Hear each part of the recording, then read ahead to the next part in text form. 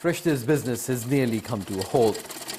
Earning a living from making traditional clothes and handicrafts is no longer an option, since many small businesses have gone bankrupt. In addition to sanctions and frozen assets, the Taliban's reversal of women's participation in society has further hindered the flow of aid to Afghanistan.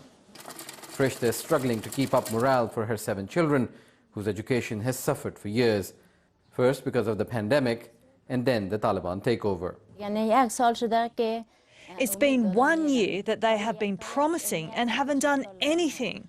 We haven't seen any results. Girls can't go to schools and women can't go to their jobs. Women in cities complain of harsh restrictions, from face veils to women's attire and suspension of many public jobs. The Taliban government says it is implementing Islamic law. The Ministry of Vice and Virtue has replaced the Ministry of Women's Affairs. There are some women who've been appointed by the Taliban who don't think it's just tokenism.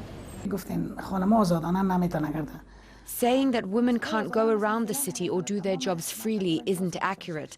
I still have female staff working at this hospital. Female doctors are doing their jobs as in the previous government. Besides doctors, other female personnel are also working in some government departments. 3/4 of Afghans live outside the cities, and most of rural Afghanistan is traditionally conservative. That's where the Taliban's biggest support base comes from.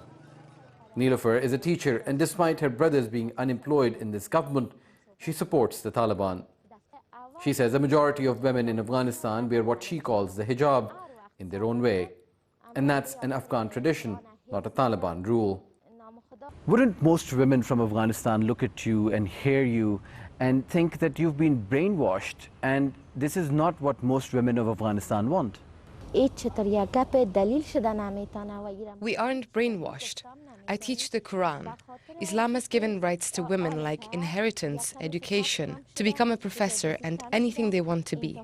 If we go without the hijab, it's against the Quran. And if we are Muslims, we should follow the Quran. Taliban officials have been accused of using excessive force when women protest.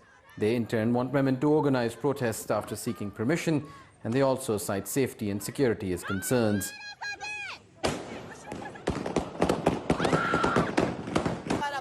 But to achieve that, most women of Afghanistan will have to trust the Taliban, and that's unlikely while most schools for teenage girls remain closed and promises to uphold women's rights are not put into action.